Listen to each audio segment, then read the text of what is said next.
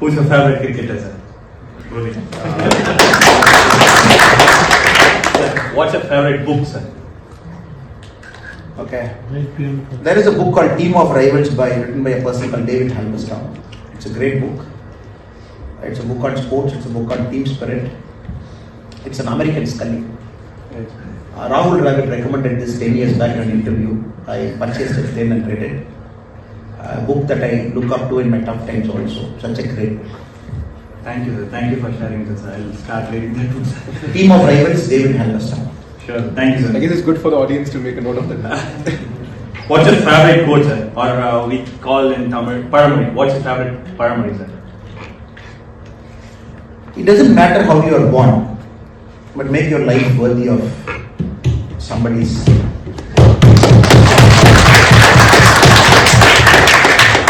Thank you, sir. Thank you. As a Y20 talk speaker, what message would you like to leave the hundreds of people in this room and thousands of youth watching online?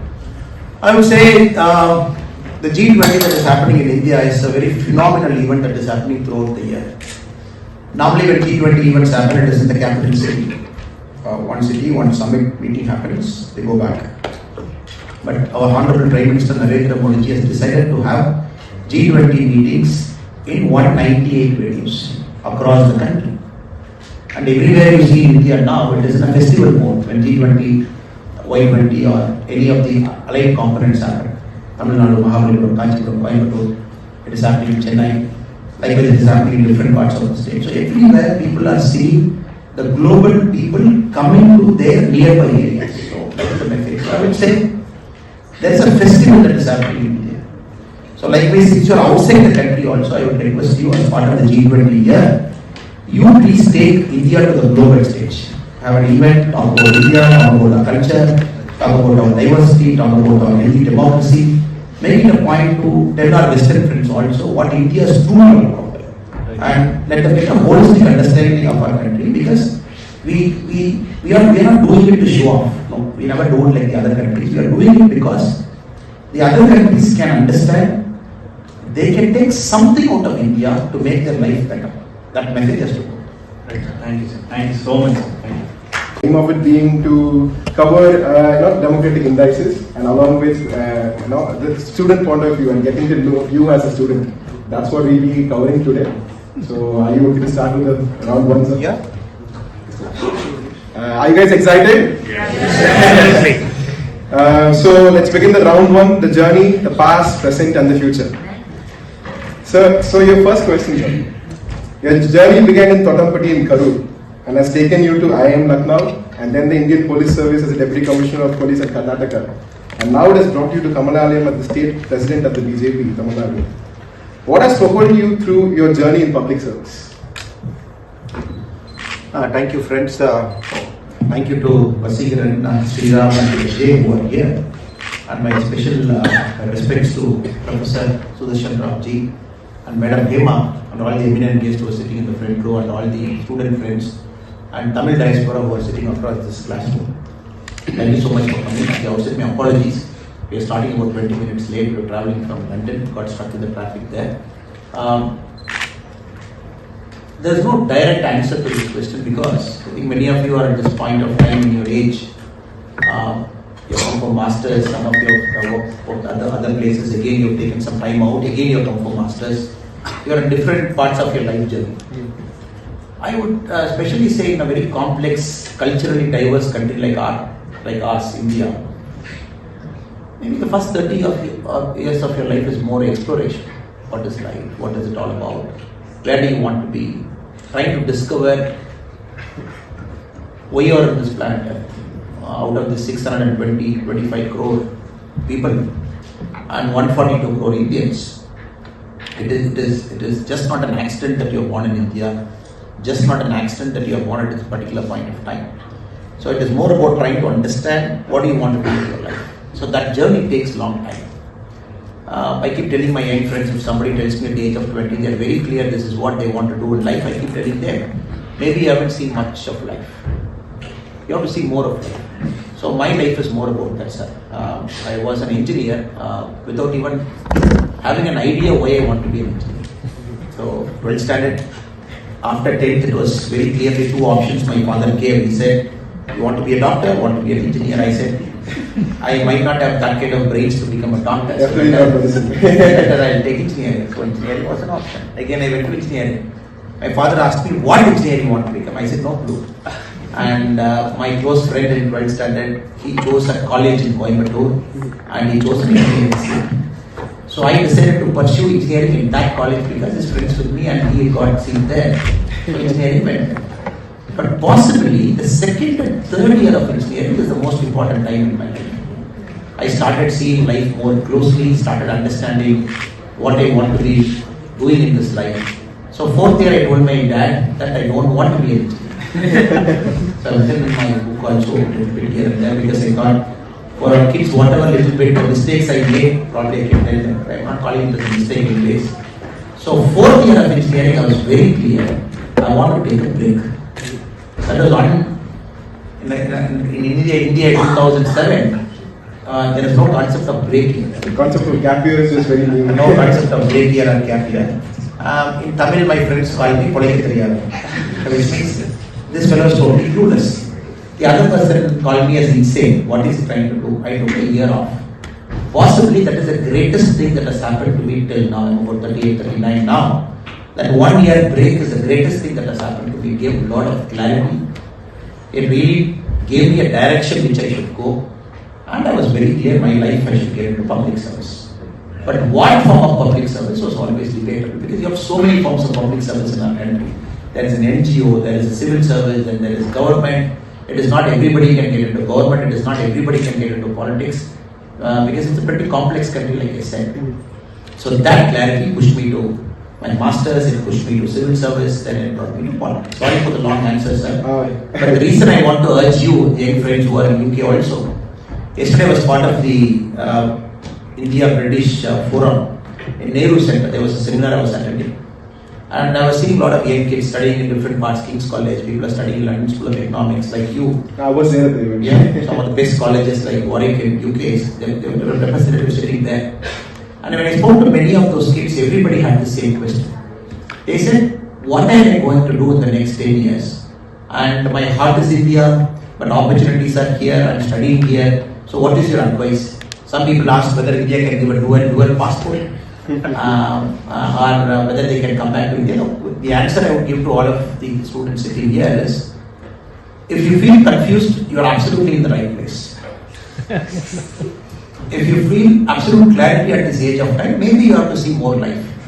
And before 30, I don't think you should settle down. You should keep exploring, keep looking at other options, then take a call and stick to it. Because you should not get burned out at 45. The problem with many of my friends who did engineering MBA with me, at 45 they become very blank. They say that I don't know what to do. I've got my 2 cars, I got my 2 houses, the EMI is paid, there is a bank balance of a couple of crores. Then what is more to life? Then the new trend of going to Himalayas and going everywhere and doing yatras and everything. So I will request you, take time out. And don't feel bad that others might get settled and you are not getting settled. And you want to do a 3rd degree, please do it. Nothing wrong in it. Moving on to the next question, a total change of scene. Everything down to the watch you wear is being scrutinized. How does it feel to be in that position in the public eye 24/7? Okay, sir. India pre-Modi, before 2014, if you look at Indian politics, it's a very set pattern. A child is born into a political family. And right from the day the child is born, when relatives come to see him, oh, the next chief minister of Tamil Nadu, because he's born in Gopalapuram, or probably he's born in Samajwadi Party's office somewhere in UP, or somebody is born somewhere in parts of India. That's how the generations are moved. Along with the child, somebody else's child is also born because his father is a minister there. All the child grow together. This is a status quo in Indian politics. Pre-2014, that's how Indian politics was. A child like Rahul Gandhi still is a child only. And born there, and right from young age, everything is spoon-fed to him. That you will be the Indian Prime Minister, you will be the Indian Prime Minister, your grandfather is like this, grandmother is like this, your father is like this, your mother is like this. And again, you keep coming down to southern politics also. You take DMK, you get into KCR, you get into Janata Dal, you look at every single political party, or probably Lallu Yadav. But when an outsider comes into a system, it becomes all the more tough. Because you are trying to get into their 35-year plan, 40-year plan, or 50-year plan. When everything is said, there is an ecosystem, journalists, people, chapchas, everybody are out there. That's why Modi ji, we might say Modi ji is a great person, great human being, great prime minister, but I would say, in hindsight, Modi ji actually saved Indian democracy. Pre-2014, many of us are using democracy. We felt, what is democracy? We don't have a choice in elections. You just have three families standing in election. I just have to evaluate which is the better family among the three and vote for you. That was the case in India. Or, if Congress is falling down, some 10-15 fellows together will come, form a coalition, they will be in power for 5 years, rule the country, and the country will go back. So we never thought a commoner can climb up the ranks, achieve a highest position in our democracy and serve our country. So Modi ji 2001 onwards, then 2014 onwards, he broke it. Now there are millions of people like me. It is not me. Right at the panchayat level, right at the municipality level, right at the MLA's level, a lot of people, first generation, they come in. Family doesn't have any smell of politics. Family doesn't even have 1% role in politics. And my family is just a mute spectator standing in the queue, looking at the options, voting and coming. When you come in, you disturb everybody there. And by nature, I also don't keep quiet. I also keep speaking something or the other. So you make enemies in your political life here and there. So naturally what happens, everything becomes scrutinized. How you live your life, what do you speak. So I would say it is tough, but it gives me a lot of extra responsibility to live my life well. Because I have decided that what am I inside, let me speak out openly so that there is no conflict for anybody who sees me. Because I represent a party, I have to carry my party's ideology. I have to be extremely careful of the words I speak. At the same time, as an individual person, I felt the best way to come out of this scrutiny is to be true to myself. I know I have some faults, it's absolutely okay. If I'm staying true to myself, people will see, okay, Annamale is okay here, Annamale is not okay here. Let me give them that clarity instead of trying to put a face that is actually not my true face. Because you have to understand my mind also. Because if my mind gets conflict, I get into stress mode. If I get into stress mode, I can't perform. So I have decided over the last 7-8 months, let me be brutally honest. In the process, if I ruffle some feathers, it's okay in politics. And long term, my job in Tamil Nadu politics is more like a ship that goes before a big ship. If you look at the Scandinavian countries or the North Pole oriented countries, they have an icebreaker ship. The icebreaker ship's role is more critical than the tankers which comes behind it. Because the icebreaker has to go break the ice and clear the waters for the big ships to come. So the role that me and many leaders in Tamil Nadu we are doing for BJP now, we are performing the role of an icebreaker ship. So naturally damages will come, bruises will come, blood will flow. You have to take some body blow. It's okay. But possibly the guys who come behind me, the path is clear for them. That's how I look at politics. So it doesn't actually bother. The extra scrutiny doesn't bother. Wonderful. In a sense, it gives the impression that today we walk so that tomorrow people can run, and I think that's amazing. Can we have a round of applause for that?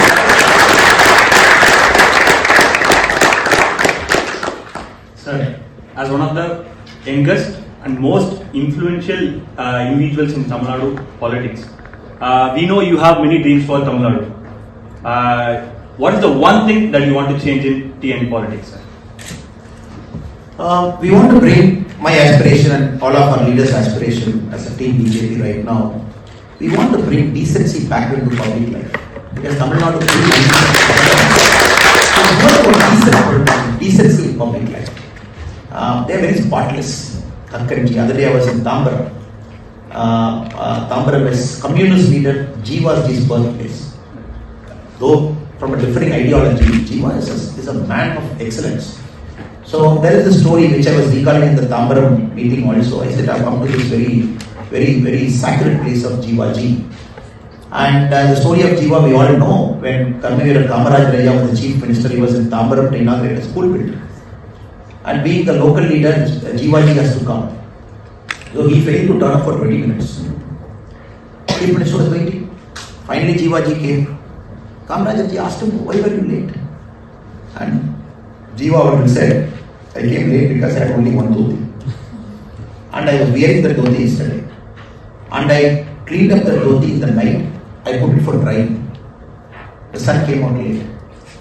So by the time the dhoti got dried, I was wearing the dhoti and coming. So you have this kind of characters. You have people like Kakkan, education minister. Now who's our Tamil Nadu's education minister? Who's a part-time actor and a part-time Udayanithi Rasiyar Mandra film leader? Part-time he comes to work. So you have Kakkan, you have Jiva, you have people like Kamarajaji, you have Rajaji. So again, if you go back, you have this kind of leaders who were in politics. So they brought a lot of decency and a lot of selflessness to politics. I think you bring it. Forget ideologies after a point of time. You bring it because every ideology will come towards national in Tamil Nadu after a point of time. That is the only way Tamil Nadu politics can survive. You cannot have a divisive ideology inside. It all has to become national in a matter of time. So I would say the main goal is to bring decency back into public life. And for that, you got to be a good human being or try to be a good human being. You cannot be some other person and doing politics as part-time, coming here because your family is in politics for 45 years, because this is too big a serious responsibility. Too big a serious responsibility. And the mistakes that you crucially make will affect the state, which is not visible now, which will be visible 10 years from now. Anything you do, it is not visible tomorrow. In your jobs, a student thing, you perform something bad today, the grades will be there tomorrow. But for a politician, unfortunately, the mistakes you do, the penalty will be paid a decade later by the population. That is what Tamil Nadu is paying today. Yes. Thank you, sir. Thank you, sir. So we're done with the round one. So now we'll be going to the round two, which is facts and fallacies. That's going to be our second round. So, to begin with the second round, sir. So as international students here, my fellow friends, my team and I, one constant thing, obviously the scenario has changed a lot after 2021 especially. But initial days of our international student life here, the one thing that we were, as Indian students, that we were asked a lot by our international friends were that, oh, India, does secularity still is applicable in India? What are the democratic values in India? And I would like to refer to our Honorable Prime Minister, Mr. Narendra Modi's speech at the US Congress 2 days ago, that India is a landscape which has 2,500 political parties, 22 official languages, 20 different parties govern different states inside India. And given this cultural diversity that our motherland has, do international democratic indices still stand applicable in India? Do you think that there is some injustice that's done to us in that context? I got some data with me. Thank you for asking this question, brother. I'm going to use my cell phone to just read out the data so that I don't get the numbers wrong. Now, the favorite pastime of many people, especially in this part of the world, the Americans and the British this side, is trying to look at Indian democracy from a Western lens. They have the Western lens, they look at Indian democracy and then they make their opinion, judgmental opinion. And there are some institutions which publishes rankings. Now I am going to talk about three of the world's, probably the topmost, what they call the democratic indexes. There are three top ones which keeps publishing ranking. I am going to first take the Freedom at World Index. Freedom at World Index is from the New York City, headquartered there, it's by the Freedom House.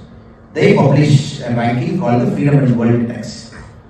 Now, till 2018, India's civil liberty score, how liberal is the society, the minimum being 0, maximum being 100. Yeah. India's civil liberty score was at 42 till 2018. Now, surprisingly, this Freedom at World Index started in 1973. Because it's very important, I'm giving you this data because many of your friends are asking, you should be in a position to explain something.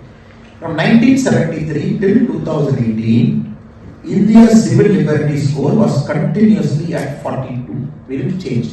Emergency 42, post-emergency 42, Modi era 42, Congress era 42. Now, suddenly in 2022, after 2018 when Modi ji comes to power for the second time, because they thought Modi ji has come to power for first time, it's fluke. They will not come for the second time. Second time when Modi ji came again, the rank of civil liberty dropped down to 33 from 42. You see how it is dropping. Very, very surprisingly, I was looking at the other countries they have ranked. Northern Cyprus, which is controlled by Turkey, which is not recognized by United Nations as a country. Yeah. Northern Cyprus score of Freedom at World Index is 77.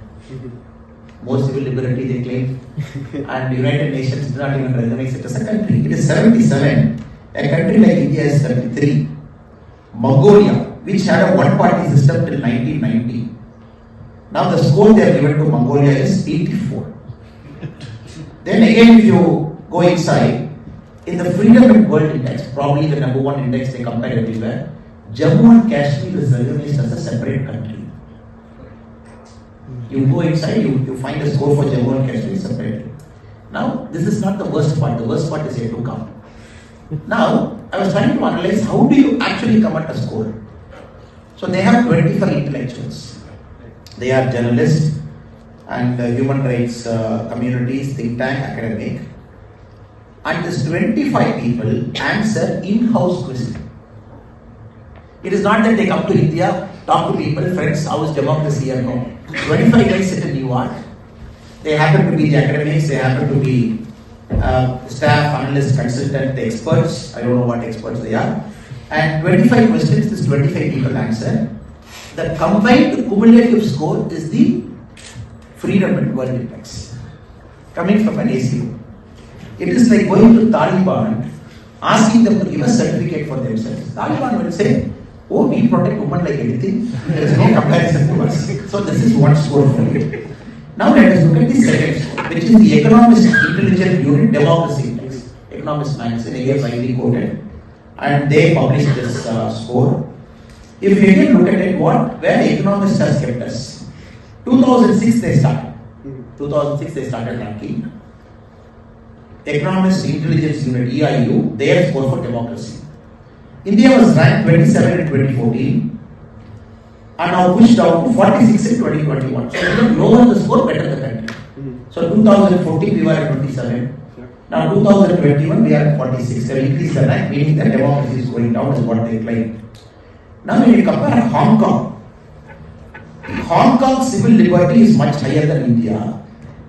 Sri Lanka's civil liberty is higher than India. All those countries where it is collapsing, where there is political instability, they have more civil liberty score. In a country like India, when one party with more than 303 MPs is governing, absolute no instability, we are lower than Hong Kong and Sri Lanka. Now, I was just checking 2021, why did you give less score to us? They said because of nationwide lockdown, we are giving you less score. Now I would tell my economist friends, for me life is more important than liberty. Peak of corona, how can we run a country without locking it down? For locking down the country, if you are restricting the score, what happened to Americans? Yes, America, economists has given higher score because America did not lock down. But how many people died? So this kind of arguments they have in publishing a score. They said 2021 India's civil liberty score has taken a beating because of the nationwide imposition of lockdown. But they are understanding it is to prevent the spread of pandemic. And they are given less score. Now, I was also checking, how are you scoring us? When you come to India, talk to our people, go to our Gram Panchayat, go to our MLAs, go to our thriving democracy, see it. They said, no, we take our cue from an opinion poll result of World Value Survey. Now, World Value Survey did not do survey after 2012. So what happened after 2012? For last 9 years, you haven't done a survey, but how did you give a rank? They said, in the years when the World Value Survey don't do a ranking, don't do a survey, we based our ranking on expert opinion. This is Economist Intelligence Unit for you. Again, experts sitting in AC giving ranking. No, now time has come to demolish that. Now we go to Freedom Index. This is the third index, the possible index where your Western friends quote you. Now this is based on Sweden, published by the Varieties of Democracy Institute at the University of Gothenburg, Sweden. They give it. Now, one question there, where India has got 0 marks for it, by which the rank came down. The question they have asked is, to what extent is direct popular vote is utilized in India? Meaning, they are comparing India to Switzerland. Referendum on it. So, any decision Modi is taking, he should hold a national referendum. Daily. Can I open the door? Can I sign a FTA with EU? Can I increase the passport thing? Can I go to US? Can I go to White House? You do referendum daily. And then they say countries which do referendum like that, they come at a higher score. So they are equating India to Switzerland. Now, very, very interestingly, sir, from 1976 to 2013, which means emergency after 2013 Modi came. Everywhere you see there is pre-Modi, post-Modi. You have to understand in all index. 1976 to 2013, the score they have given to India is 0.85, which is high. One is perfect, 0.85 is high. After Modi ji has come, they have given it 0.6. Now my question to my friends of Freedom Index is, sir, from 1976 to 2013, we all know Congress was in power. I am not denying it. But do you know Congress has used Article 356 91 times to dissolve state government. From 1947, they have used 91 times to dissolve state government, Article 356. Modi ji did not use it for a single time. Being a party of majority, being having an MLAs, where even if you use Article 356, you can pass it in both the Lok Sabha and Rajya Sabha. So, using 356 gives you 0.85.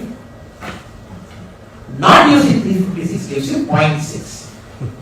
Now, we all know the Freedom Index is funded by George Soros. George Soros has a problem with people like you, nationalists. He doesn't like nationalists.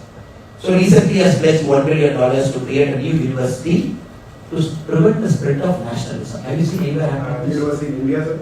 I think they are again doing it in Sweden. $1 billion. $1 billion. Again partnering with the same university which is publishing the V10 index. It is funding. Now this NGO called Open Society Foundation is doing it. Now we have seen spread of malaria, cholera. We have seen somebody like Bill Gates will put money to prevent the spread of malaria, cholera. Now first time we are seeing an entrepreneur putting $1 billion money to prevent the spread of nationalism. $1 billion. $1 billion to prevent the spread of nationalism. Now this guy funds the Freedom Index. And this Open Society Foundation's vice president, there is an Indian who is the vice president there, his name is Salil Shetty. And this guy was along with Rahul Gandhi in his walk, Okay, now coming to the crux of what I am trying to convey. We have looked at the data, we have looked at the memory mechanism, we have looked at how it is. It is nonsensical. It is nonsensical to the core. So we have 2,25,000 panchayats in India. This case cannot even compare to us. All 2,25,000 panchayats, there is a direct election to the panchayat president. Then you have municipalities, more than 4,000 in India. Then you have more than 4,000 MLAs really elected by people directly, because I vote for which MLA I want.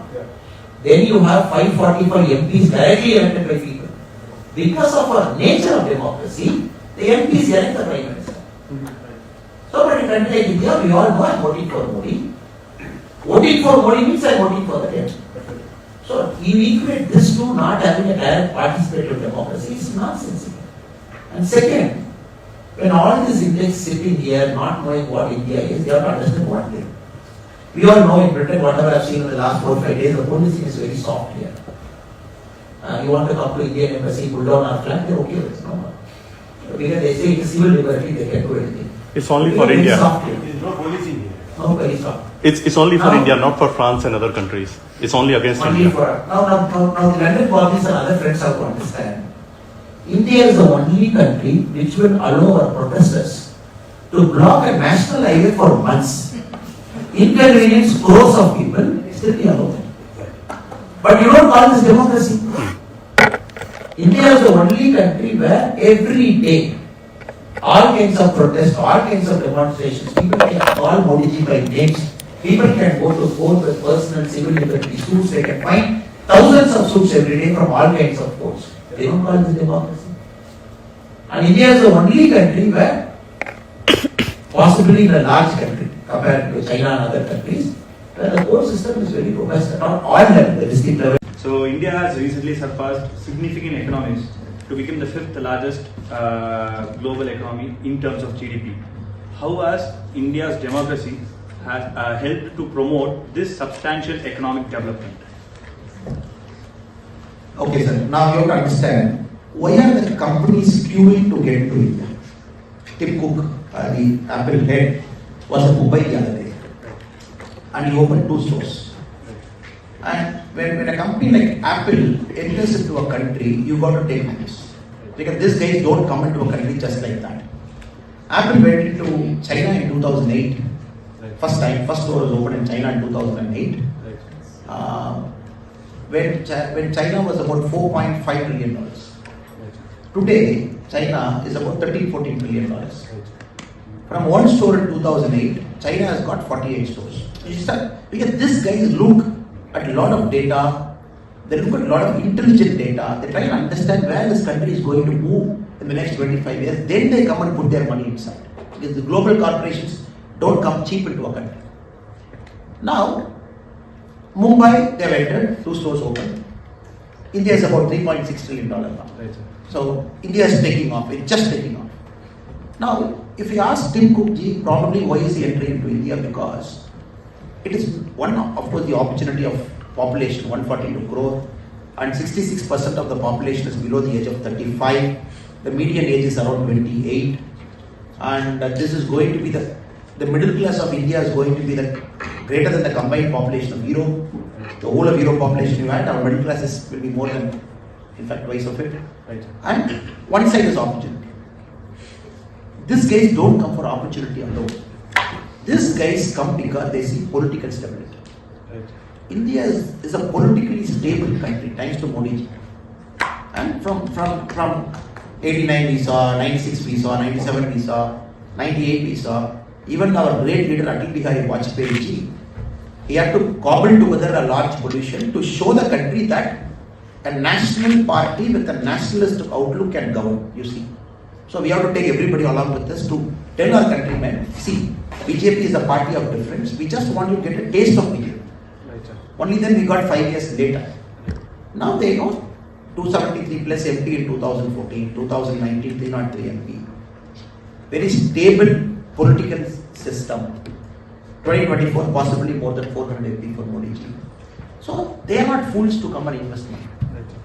So India's political stability is our biggest strength. Right. Right. Now UP, let us come to UP, sir. Now we will flip the same argument in UP and see. Right. Now UP is about 23.5 crore. Right. If you rank as a country, it will be a top 10 country in the world. 23.5 crore. And now this 23.5 crore population state, where was it before 2014? 2014, massive mandate for Modi ji. They said we want a person like Modi ji, massive mandate. 2017, thanks to Modi ji, again a massive mandate. Then Yogi ji came in as chief minister. After 5 years, again a massive mandate. Yogi ji is continuing as chief minister. Now you have to understand UP. Because UP is fed up with political instability. Caste, this combination, that combination, this leader, that leader. And nothing was taking off in UP, Gunda Raj. And all the 23.5 crore people, they felt wasted. Suddenly Yogi ji comes, improves the law and order, gives the stability to UP. Suddenly when people, anybody going to UP, I see 11 airports in Uttar Pradesh. Tamil Nadu has got 5, Karnataka has got 9. We see 11 airports there. If you look at the last year data, 2022, do you know which state had the second largest number of startup registrations, sir? First is Maharashtra, second is Uttar Pradesh. Tamil Nadu came third. Second largest number of startups. These guys are going to fire the next day. Because suddenly you see a stable law and order. Suddenly you see women feel safe to come out. Suddenly you see a state where Gundas can come out and dictate property, hafta vasuli. Any companies want to invest in Kanpur, first meet the Gunda fellow, give 10% commission. Now no fellow is there. You want to go invest money into it. Now suddenly you see UP taking off. South Indian states, especially from my state, DMK party, how they were talking about UP people. Any of your UP friends who are here, they say North Indians. They say Pan Parak Wala. How was the kind of language they used till now? Suddenly in Tamil Nadu, there was a small issue. And many of our UP and Bihar friends wanted to go back. Immediately Stalin said, please don't go back. Please don't go back. And he sent a delegation to UP and Bihar. Why? Because they know when UP is firing, when all the UP and Bihar friends who are at Tamil Nadu will go back to UP, when they start working for their companies in UP, Tamil Nadu will lose that labor arbitrage. Very simple. Definitely. And I am going one step further to predict where it is going to go. Now, UP has become the superstar of Indian states now. Our Chief Minister, M.K. Stalin ji, he went to Singapore and Japan. Singapore and Japan. 6-day trip. They say, oh, I'm going to bring money and blah blah and everything he did. So we were also expecting, oh, the chief minister was going to come back with huge money. 8 days later he came back. In the press conference they asked him, how much money you brought? They said, before answering, I want to criticize my opposition friends. These fellows are speaking bad about me for the last 8 years. With a lot of democratic conversations, dialogues, debates, and a lot of conversations. And now that brings us to the round 3. And I guess we have named, our team has put in a lot of effort into naming this as a round that is very close to your heart as much as the BJP is. But you want to take a guess? The round is called, I think, the DMK round, which is Dhamaka round. Nothing to worry about.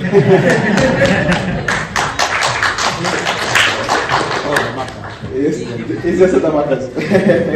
So the aim of this round is to keep a conversation a little more lighter, on a lighter note, and to get to know you as a student, or what way you like when you were a student. So the first question being, say, as we are in a room with international students and at the University of Warwick, when you were a student and even now when you are in active politics, do you miss home? And what is one thing that you do when you actually miss home? I call my mother. I miss home. I always miss home. I know my life over a point of time, it has always kept me away from home. I don't know, for a long time I studied after 12th class engineering away from home. Then after engineering, MBA I went to Lucknow away from home. Then civil service away from home. Politics away from home. So my mother somehow reluctantly she has accepted that I think I'm always away from home. She has accepted. But I'm sure she's so proud of you. I miss functions. I miss everything. So even now when I call my mother, I make it a habit to call her often. I have very standard questions. I said, how is the sheep? I said, how is the cow? And is it eating properly? And whether feed is going proper, water is being given to it. Then I ask, how are you? And my mom is like, okay. We see where your heart lies. She keeps asking, but I miss terribly my home. But you all have to understand, the farther we go away in search of something which is good for either society or for the country, I think we should do it. We should not restrict ourselves to spaces. Yesterday there was a question about brain drain, just aside comment. Somebody said, oh, the best of Indian students are coming to UK. What about India? And the best and the brightest of India are in UK and US. So you need actually this case back home. I said, I don't have a problem with brain drain. Because they make a very careful collective choice. They say, look, I want to go now to Warwick, one of the best universities in UK. I want to study. I want to do this. I want to do that. But wherever you go, we know we can take an Indian out of India, but we cannot take India out of India. That I know for sure.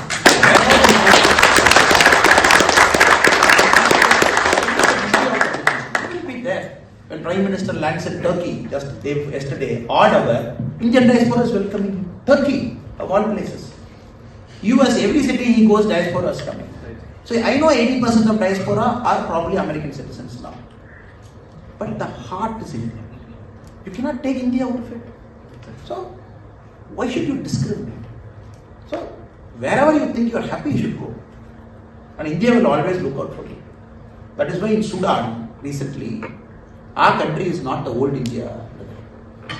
Any Indian citizen having a problem across the world, we come search for them. We come search for them. The old India will just forsake you. Oh, you are studying somewhere, you are working somewhere, I don't care. Ukraine, 22,000 people, you have a problem, we come search for it. We move heaven and earth to stop a war. We move heaven and earth. We stop a war for 5.5 hours. The whole of country's resources we put. The airplanes, the Indigos, the Air Indias. We send our cabinet ministers to 5 countries around Ukraine.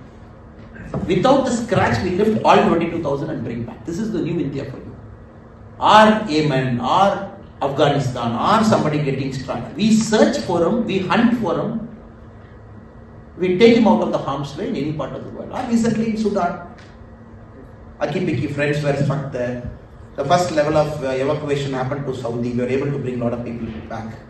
But we couldn't lift still 350 people inside.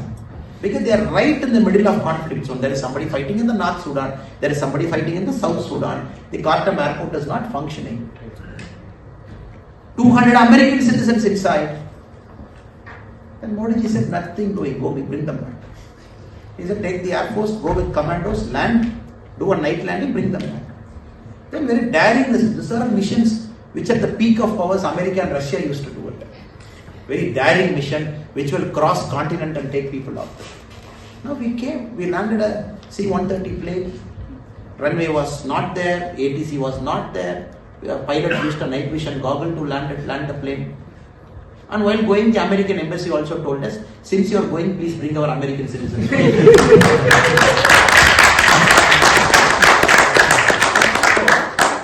We don't mind it.